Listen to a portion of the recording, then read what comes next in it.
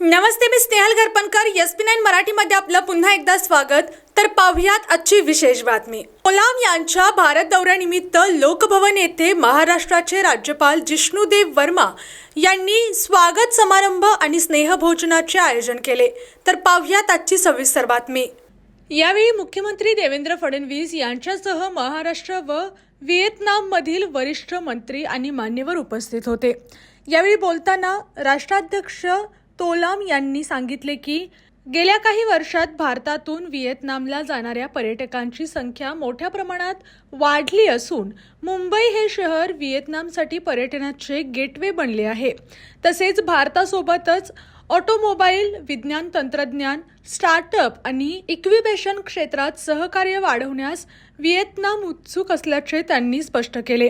पुणे शहराला पूर्वेकडे ऑक्सफर्ड म्हणून ओळखले जाते. तसेच वाहन उद्योगासाठी ते प्रसिद्ध असल्याचे नमूद करत व्हिएतनाम ऑटोमोबाईल क्षेत्रात गुंतवणुकीसाठी सकारात्मक असल्याचे त्यांनी सांगितले. राष्ट्राध्यक्षांनी मुंबई आणि हो ची मिन सिटी यांच्यातील सामान्य स्थळांचा उल्लेख करत दोन्ही शहरे आर्थिक आणि चित्रपट सृष्टीची प्रमुख केंद्र असल्याचे सांगितले.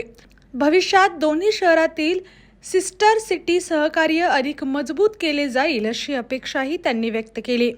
राज्यपाल जिष्णुदेव वर्मा यांनी महाराष्ट्रातील अजंठा केव्ज, एरोला केव्ज आणि एलिफंटा केव्ज यांच्यासारख्या ऐतिहासिक व बौद्ध वारसा स्थळांमुळे व्हिएतनाम सोबत पर्यटन वृद्धीच्या मोठ्या संधी असल्याचे सांगितले. यावेळी राज्यपालांनी राष्ट्राध्यक्ष तोलाम यांना 1958 साली हो ची मिन यांच्या मुंबई भेटीचे ऐतिहासिक छायाचित्र भेट दिले. राष्ट्राध्यक्ष तोलाम यांची भारत भेटही तितकीच ऐतिहासिक ठरेल असा विश्वास त्यांनी व्यक्त केला. अशाच जिल्ह्यातील, राज्यातील व राष्ट्रीय स्तरावरील ताज्या बातम्या पाहण्यासाठी पाहत रहा SP9 मराठी न्यूज चॅनेल. या चॅनेलच्या माध्यमातून विविध क्षेत्रात उल्लेखनीय कार्य करणाऱ्या मान्यवरांच्या प्रेरणादायी मुलाखती तसेच महत्त्वाची माहिती आणि घडामोडी आपल्यापर्यंत पोहोचवल्या जातील.